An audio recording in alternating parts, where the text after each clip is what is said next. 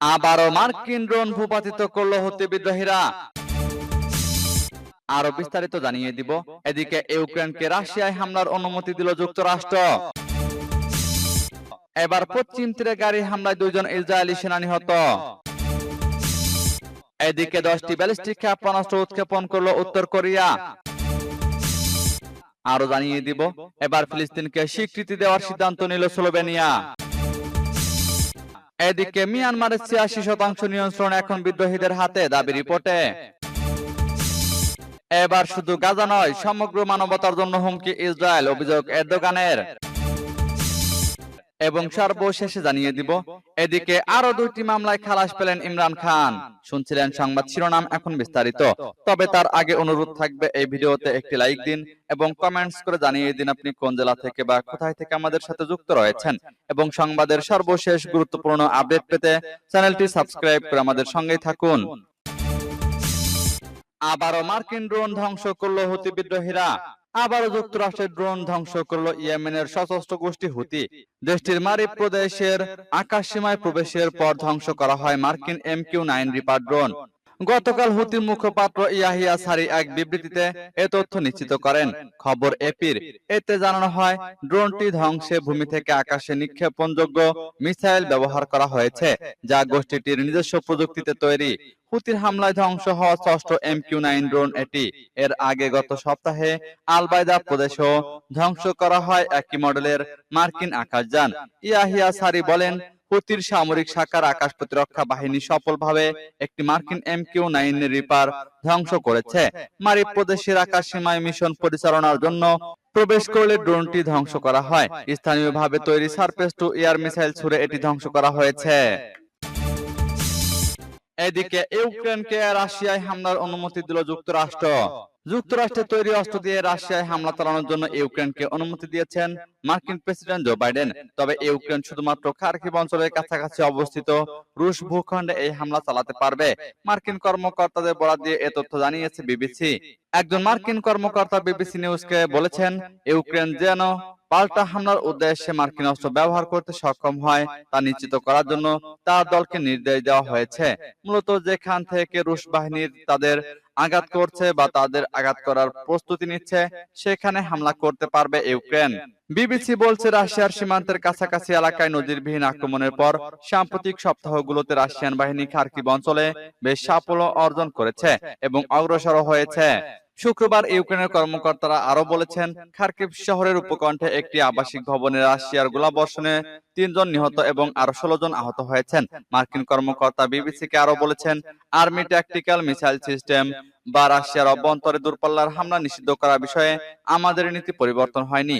এদিকে নতুন নীতিতে রাশিয়ার বিমানে আক্রমণ করা অন্তর্ভুক্ত আছে কিনা জানতে চাইলে একজন কর্মকর্তা বলেছেন, আক্রমণ করতে আসা রাশিয়ান বিমানকে গুলি করতে পারবে না এমনটা তাদের কখনো বলিনি। হোয়াইট হাউস এবং মার্কিন স্টেট ডিপার্টমেন্ট তাৎক্ষণিকভাবে এ বিষয়ে কোনো মন্তব্য করেনি। এবার পশ্চিম তীরে গাড়ি হামলায় 2 জন ইসরায়েলি সেনা নিহত। অধিকৃত পশ্চিম তীরে গাড়ি হামলায় 2 জন ইসরায়েলি সেনা নিহত হয়েছে। বুধবার নাবলুস শহরে একটি বসতির কাছে এই ঘটনা ঘটে। বৃহস্পতিবার ইসরায়েল প্রতিরক্ষা বাহিনী এই তথ্য জানিয়েছে।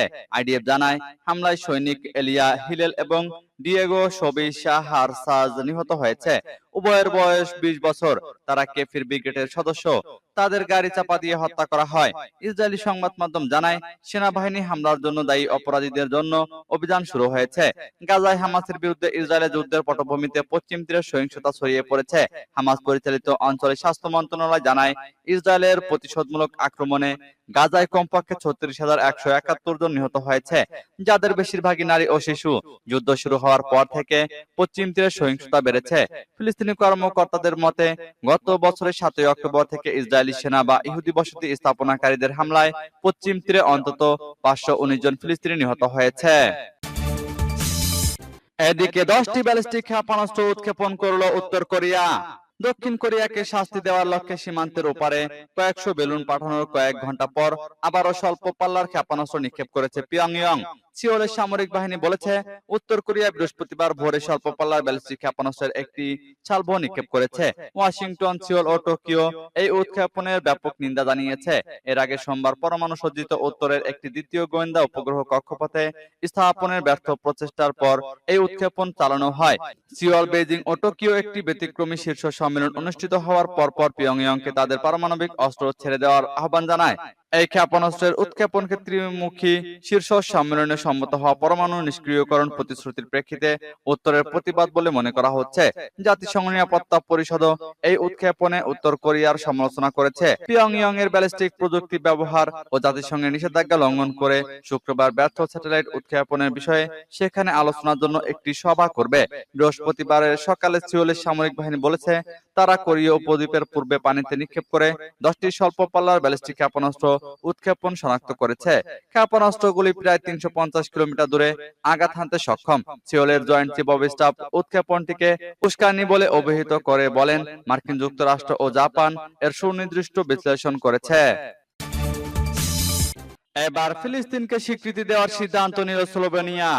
এবার ফিলিস্তিনকে স্বাধীন রাষ্ট্রের স্বীকৃতি দেওয়ার সিদ্ধান্ত নিয়েছে ইউরোপের দেশ স্লোভেনিয়া। দেশটির সংসদ অনুমোদন দিলেই বিষয়টি কার্যকর হবে। বৃহস্পতিবার বিষয়টি নিশ্চিত করেছেন দেশটির প্রধানমন্ত্রী রবার্ট গোলব। তিনি অবিলম্বে গাজায় ইসরায়েল ও হামাসের মধ্যে সংঘাত বন্ধ সহ সব জিম্মির মুক্তি চেয়েছেন। লুবলুজানায় এক সংবাদ সম্মেলনে স্লোভেনিয়ার প্রধানমন্ত্রী বলেন, আজ আমাদের সরকার ফিলিস্তিনকে একটি স্বাধীন ও সার্বভৌম রাষ্ট্র হিসেবে স্বীকৃতি দেওয়ার সিদ্ধান্ত নিয়েছে। এর আগে ফিলিস্তিনকে আনুষ্ঠানিকভাবে রাষ্ট্র হিসেবে স্বীকৃতি দিয়েছে ইউরোপের 3টি দেশ, স্পেন, আয়ারল্যান্ড ও নরওয়ে। দেশগুলো বলেছে, তাদের এই স্বীকৃতি দেওয়ার মানে হলো মধ্যপ্রাচ্যের চলমান যুদ্ধের একটি রাজনৈতিক সমাধান খুঁজে বের করার প্রতি সবার মনোযোগ আকর্ষণ করা। এদিকে মিয়ানমারের 85% নিয়ন্ত্রণ এখন বিদ্রোহীদের হাতে, দাবি রিপোর্টে। মিয়ানমারের 85% অঞ্চলের নিয়ন্ত্রণ এখন দেশটির জাতিগত বিদ্রোহী বাহিনীর হাতে চলে গেছে বলে গণমাধ্যমের প্রতিবেদনে দাবি করা হয়েছে। প্রতিবেদনে বলা হয়েছে, জাতিগত বিদ্রোহী বাহিনী সম্বন্ধিতভাবে আক্রমণ শুরু করার পর থেকে সামরিক বাহিনীর দুর্বলতা স্পষ্ট হতে শুরু করেছে। বর্তমানে একাধিক ফ্রন্টে বিদ্রোহীদের বিরুদ্ধে লড়াই করছে সামরিক বাহিনী। প্রায় প্রতিদিনই জান্তা কোনো না কোনো চেকপোস্ট, সামরিক ঘাঁটি ছাড়তে বাধ্য হচ্ছে। এতে ক্ষমতাসীন জান্তার দুর্বলতা ক্রমেই ফুটে উঠেছে আর ধীরে ধীরে সবল হচ্ছে বিদ্রোহীরা। দেশটির স্বাধীন পরামর্শ গোষ্ঠী special advisory councillor for Myanmar এর প্রতিবেদনে বলা হয়েছে, বর্তমানে 86% অঞ্চলের শহরগুলোর নিয়ন্ত্রণ পুরোপুরি বিদ্রোহীদের হাতে চলে গেছে। এসব শহরে জান্তার আর কার্যকর নিয়ন্ত্রণ নেই। প্রতিবেদনে আরো বলা হয়েছে, 5.5 কোটি জনসংখ্যার দেশটিতে 2021 সালের ফেব্রুয়ারিতে সামরিক অভ্যুত্থানের ঘটনা ঘটে। সে সময় অং সান সুচির নেতৃত্বাধীন নির্বাচিত সরকারকে হটিয়ে ক্ষমতা দখল করে মিয়ানমারের সামরিক বাহিনী। এরপর থেকে দেশ জুড়ে শুরু হওয়া প্রতিবাদ নির্মমভাবে দমন করে জান্তা সরকার। দমন পীড়নের শিকার আন্দোলনকারীরা ও সুচির দলের নেতাকর্মীরা অস্ত্র তুলে নিয়ে সশস্ত্র প্রতিরোধ গড়ে তোলে। এবার শুধু গাজা নয়, সমগ্র মানবতার জন্য হুমকি ইসরায়েল, অভিযোগ এরদোগানের। তুরস্কের প্রেসিডেন্ট রিসেপ তাইপ এরদোগান বলেছেন, ইসরায়েল কেবল গাজার জন্য নয়, বরং সমগ্র মানবতার জন্য হুমকি। গাজায় জাতিসংঘের চেতনা মরে গেছে বলেও মন্তব্য করেছেন তিনি। ইয়ানি সাপাক জানিয়েছে, বুধবার তুরস্কের ক্ষমতাসীন রাজনৈতিক দল একেপি পার্টির আইন প্রণেতাদের সঙ্গে এক বৈঠকে তিনি এসব কথা বলেন। তুর্কি গণমাধ্যমটি জানিয়েছে, এরদোগান বলেছেন, ইসরায়েল যতক্ষণ পর্যন্ত আন্তর্জাতিক আইন না মানবে এবং আন্তর্জাতিক আইন মানার প্রয়োজনীয়তা অনুভব না করবে, ততক্ষণ পর্যন্ত কোনো রাষ্ট্রই নিরাপদ নয়। ইসরায়েল গাজায় গণহত্যা চালাচ্ছে বলেও অভিযোগ করেছেন তুর্কি নেতা। খবরে বলা হয়েছে, এ সময় গাজায় ইসরায়েলের প্রাণঘাতী হামলার ব্যাপারে প্রতিক্রিয়া দেখাতে ইসলামী বিশ্বের প্রতি আহ্বান জানিয়েছেন তুরস্কের প্রেসিডেন্ট। সেই সঙ্গে গাজায় ইসরায়েলি আগ্রাসন ঠেকাতে কার্যকর কোনো ভূমিকা নিতে ব্যর্থ হওয়ায় জাতিসংঘের পাশাপাশি মুসলিম নেতাদের তীব্র সমালোচনা করেছেন এরদোগান। তিনি বলেন, এমনকি নিজেদের কর্মীদেরও রক্ষা করতে পারছেন না জাতিসংঘ।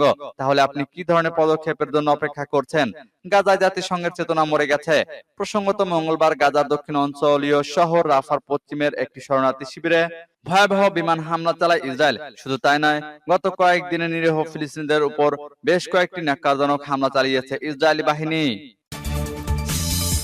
এদিকে আরো 2টি মামলায় খালাস পেলেন ইমরান খান। 2টি মামলায় খালাস পেয়েছেন পাকিস্তানের সাবেক প্রধানমন্ত্রী ও পাকিস্তান তেহরিকে ইনসাফের প্রতিষ্ঠাতা ইমরান খান। বৃহস্পতিবার ইসলামাবাদের একটি জেলা ও দায়রা আদালত গত বছরের 9 মের সহিংসতার 2টি মামলা থেকে তাকে খালাস দেন। ইমরান খানের বিরুদ্ধে শেহজাদ টাউন থানায় করা 2টি মামলা চ্যালেঞ্জ করে দায়ের করা পিটিশন অনুমোদন দেন জুডিশিয়াল ম্যাজিস্ট্রেট ওমর সাব্বির। রায়ে বিচারক বলেন, রাষ্ট্রপক্ষ পর্যাপ্ত সাক্ষ্য প্রমাণ উপস্থাপন করতে ব্যর্থ হওয়ায় পিটিআই প্রতিষ্ঠাতাকে খালাস দেওয়া হলো। এর আগে গত বছরের 9 মে ঘটনায় ভাঙচুরের অভিযোগে দায়ের করা দুটি মামলা থেকে 15 মে ইমরান খান খালাস পান। ইসলামাবাদের খান্না থানায় দায়ের করা ওই দুই মামলা থেকে ইমরান খানকে খালাস দেন জুডিশিয়াল ম্যাজিস্ট্রেট সাহিব বিলাল। গত বছরের 9 মে ইমরান খানকে গ্রেপ্তারের পর দেশব্যাপী সহিংস বিক্ষোভ ছড়িয়ে পড়ে।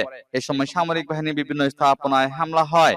ওই সহিংসতার ঘটনায় বিভিন্ন অভিযোগে ইমরান সহ পিটিআই নেতাদের বিরুদ্ধে বেশ কিছু মামলা দায়ের করা হয়। এদিকে গত 20 মে সহিংসতার দুটি মামলা থেকে খালাস পেয়েছিলেন ইমরান খান ও তার দল পাকিস্তান তেহরিকে ইনসাফের নেতারা। 2 বছর আগে ইমরান খান ও তার দলের নেতাদের বিরুদ্ধে 25 মে আজাদি মার্চ বিক্ষোভের সময় সহিংসতা, দাঙ্গা, জনসেবা বাধাগ্রস্ত করা এবং আগুন ও বিস্ফোরক দ্রব্য দিয়ে দুর্বৃত্তায়নের অভিযোগে থানায় মামলা করা হয়েছিল।